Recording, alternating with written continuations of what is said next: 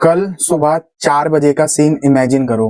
Border पर situation अचानक escalate हो जाती है। रडार स्क्रीन्स पर अलर्ट्स ब्लिंक हो रहे हैं। पायलट्स ऑलरेडी गियर पहने खड़े हैं और कमांड रूम्स में एक साइलेंस होता है जो सिर्फ मिलिट्री सिचुएशन में होता है। और उस पूरे मूवमेंट में एक सवाल होता है जो टीवी डिबेट्स पे कभी नहीं पूछा जाता। हैंगर के अंदर जो फाइटर जेट्स खड़े हैं उनमें से कितने सिर्फ परेड और पोस्टर्स के लिए रेडी हैं और कितने असल में वॉर के लिए। ये सवाल इमोशनल नहीं है, ये पेट्रियोटिक स्लोगन भी नहीं है, ये एक टेक्निकल, ब्रूचुअल और प्रैक्टिकल सवाल है अवेलेबिलिटी का। क्योंकि वॉर के दिन जेट का कलर, उसका ओरिजिन या उसका नैरेटिव काम नहीं आता। वॉर के दिन सिर्फ ये पूछा जाता है कि क्या ये जेट आज उड़ेगा और क्या ये कल फिर से उड़ने लायक रहेगा या नहीं। इसी एक सवाल के अराउंड घूमती है आज की पूरी कहानी। और ये कहानी किसी एक एयरक्राफ्ट की नहीं है, ना ही सिर्फ इंडियन एयरफोर्स की है, बल्कि पूरे डिफेंस सिस्टम की है। इंडिया में जब भी डिफेंस पर बात होती है हम डिस्कशन गलत जगह से शुरू कर देते हैं। हम पूछते हैं जेट देसी है या विदेशी, प्रोजेक्ट सक्सेस है या फेलियर। लेकिन मिलिट्री कभी ये सवाल नहीं पूछती। मिलिट्री सिर्फ ये देखती है कि सिस्टम रिलायबल है या नहीं, क्योंकि रिलायबिलिटी ही सर्वाइवल डिसाइड करती है। इसी कॉन्टेक्स्ट को लेकर तेजस को समझना जरूरी हो जाता है। जब हम कहते हैं कि तेजस इंडक्टेड हो चुका है तो उसका मतलब होता है कि एयरक्राफ्ट बेसिक फ्लाइंग और लिमिटेड कॉम्बैट रोल्स के लिए क्लियर हो चुका है, जिसे आईओसी कहा जाता है। लेकिन आईओसी को इंडिया में विक्ट्री डिक्लेयर कर दिया गया, जबकि आईओसी का मतलब कभी भी ये नहीं होता कि एयरक्राफ्ट एक प्रोलॉन्ग्ड हाई इंटेंसिटी वॉर को सस्टेन कर सकता है। वॉर के लिए एफओसी चाहिए होता है, जिसका मतलब होता है predictable maintenance, robust spares ecosystem, stable software behaviour और ग्राउंड क्रू के पास ये क्लैरिटी कि कौन सा कंपोनेंट कब फेल करेगा और कब रिप्लेस करना होगा। प्रॉब्लम ये हुई कि सिस्टम अभी मैच्योर हो रहा था और जेट को उससे पहले ही फ्रंट लाइन पर पुश कर दिया गया। जब तेजस ऑपरेशनल स्क्वाड्रंस में आई और कुछ रिस्ट्रिक्शंस और ग्राउंडिंग्स सामने भी आई, जिसे देखकर पब्लिक नैरेटिव तुरंत एक्सट्रीम पर चला गया। किसी ने जेट को फेलियर बोल दिया, किसी ने आईएफ पर इंडिजियस प्रोजेक्ट्स को अंडरमाइन करने का एलिगेशन लगा दिया। सच ये है कि जेट फेल नहीं हुई, सिस्टम इनकम्प्लीट था। तेजस का इंजन अभी भी फॉरेन ओरिजिन का ही है, जिसका स्पेयर्स इकोसिस्टम डेवलप होने में वक्त लगता है। लाइन रिप्लेसेबल यूनिट का साइकिल स्लो हो गया। Flight control software high angle of attack situation में नैरो मार्जिन दिखाता रहा और मेंटेनेंस आवर्स पर फ्लाइट आर अभी भी आइडल फ्रंटलाइन फाइटर के बेंचमार्क से ज्यादा रहे। ये सब अनसेफ होने का प्रूफ नहीं है, बल्कि ये प्रूफ है कि जेट को फ्रंटलाइन प्रेशर के लिए और मैच्योरिटी चाहिए या नहीं।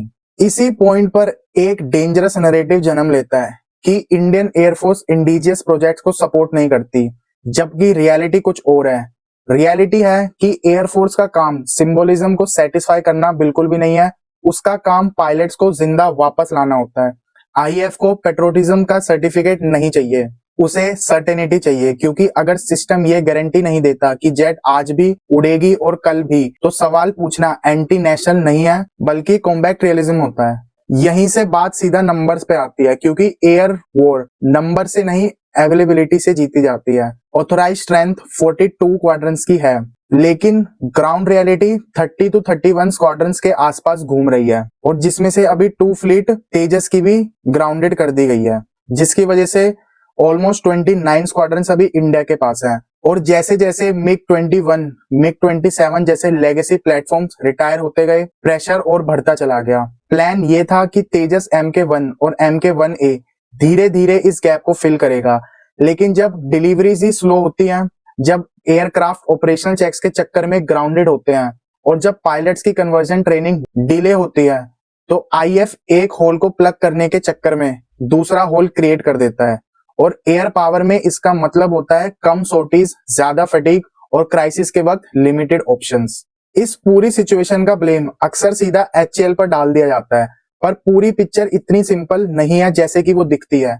एचएएल एक पब्लिक सेक्टर सेटअप है, जहां कंपटीशन का प्रेशर नहीं, बैंक्रप्सी का भी फियर नहीं, और डिले का जवाब अक्सर प्रेस रिलीज होता है। लेकिन साथ ही डिजाइन और प्रोडक्शन के बीच रिस्पॉन्सिबिलिटी का स्ट्रक्चरल गैप भी है, जहां एयरक्राफ्ट डिजाइन एक एजेंसी करती है और मैन्युफैक्चरिंग दूसरी। और जब प्रॉब्लम आती है तो अकाउंटेबिलिटी पिंग पोंग की तरह बाउंस होती रहती है। प्राइवेट वेंडर इकोसिस्टम अभी तक मैच्योर नहीं हुए हैं। क्वालिटी फिगर्स का बर्डन लास्ट में एचएएल पर आ जाता है और डिफेंस एक्विजिशन का डिसीजन मेकिंग इतना लेयर्ड है कि जब तक अप्रूवल मिलता है बैटलफील्ड रियलिटी ऑलरेडी चेंज हो चुकी होती है। ऑपोजिशन इसे मेक इन इंडिया फेलियर बोलता है, गवर्नमेंट पिछली सरकारों का ब्लेम डाल देती है, पर सच ये है कि एयर पावर इलेक्शन साइकिल से नहीं 10-15 साल के इंडस्ट्रियल विजन से बनती है, जिसे हमने कंसिस्टेंटली इग्नोर किया। इसी सिस्टमैटिक फेलियर के बीच इंडिया को इमरजेंसी गैप फिलिंग मोड में जाना पड़ा और यहीं से एंट्री होती है राफेल की। जब लोग पूछते हैं कि दुनिया 6th जनरेशन की तरफ जा रही है तो इंडिया ने 4.5 जनरेशन जेट क्यों लिया, तो इसका जवाब इमोशनल या पॉलिटिकल नहीं बल्कि प्योरली ऑपरेशनल है। उस वक्त इंडिया के पास रियलिस्टिक ऑप्शंस लिमिटेड थे। F-35 जैसे जेट स्ट्रेटेजिक डिपेंडेंसी और रिस्ट्रिक्शंस के साथ आते हैं। Su-57 की इंजन रिलायबिलिटी और स्टील्थ क्रेडिबिलिटी पर डाउट्स थे और इंडिजिनियस 5th जनरेशन एयरक्राफ्ट को ऑपरेशनल होने में काफी वक्त लगने वाला था। आईएएफ को तुरंत एक ऐसा प्लेटफॉर्म चाहिए था जो प्रूवन हो, जिसकी अवेलेबिलिटी रेट हाई हो, रिडक्शन रिस्क कम और जो फर्स्ट डे से ही डिटरेंस क्रिएट कर सके। राफेल ने ये सब डिलीवर भी किया, लेकिन प्रॉब्लम राफेल में नहीं थी। प्रॉब्लम ये थी कि इमरजेंसी के पैरेलल इंडिजियस इकोसिस्टम को डबल स्पीड पर पुश नहीं किया गया और इमरजेंसी सोल्यूशन धीरे धीरे परमानेंट कंफर्ट बनता गया। ये कंफर्ट और ज्यादा डेंजरस हो जाता है जब हम टू फ्रंट वॉर की बात सिर्फ स्लोगन्स में करते रहते हैं। चाइना को सिर्फ एक नेबरिंग कंट्री समझना स्ट्रेटेजिक गलती है, क्योंकि वो एक इंडस्ट्रियल मिलिट्री कॉम्प्लेक्स है जहां फाइटर जेट्स अचीवमेंट नहीं बल्कि इन्वेंट्री होते हैं, जहां मल्टीपल फैक्ट्रीज एक ही डिजाइन को स्केल करती है और जहां इंटीग्रेटेड एयर स्पेस डॉक्ट्राइन पहले से ऑपरेट कर रहा है। इसी साइड पाकिस्तान साइज में तो छोटा है, लेकिन चाइना बैक टेक्नोलॉजी और फोकस्ड वेस्टर्न फ्रंट स्ट्रेटेजी के साथ कंस्टेंट प्रेशर बना के रखता है।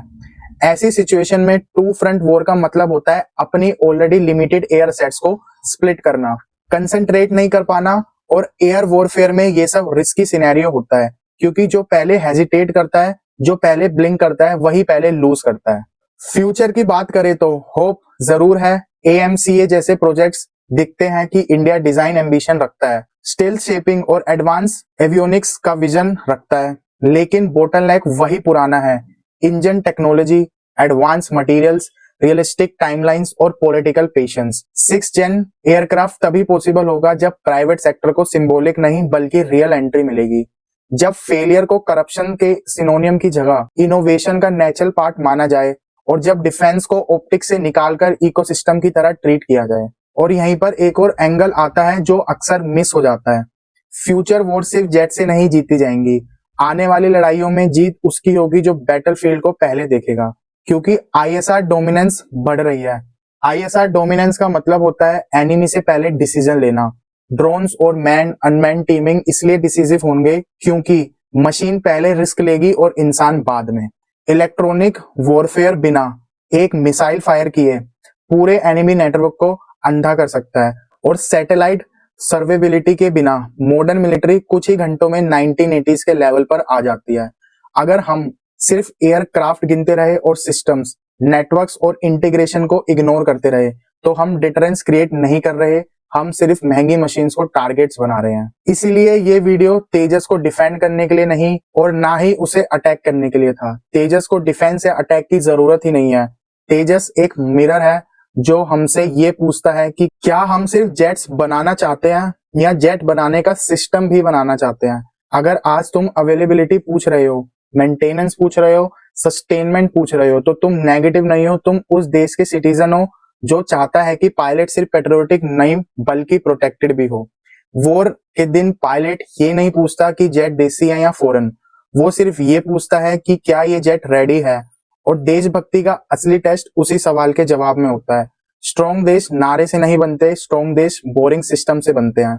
और जिस दिन हम बोरिंग सिस्टम को रिस्पेक्ट करना सीख जाएंगे, उस दिन तेजस जैसे जेट्स सिर्फ उड़ते ही नहीं जीतकर वापस भी आते दिखेंगे।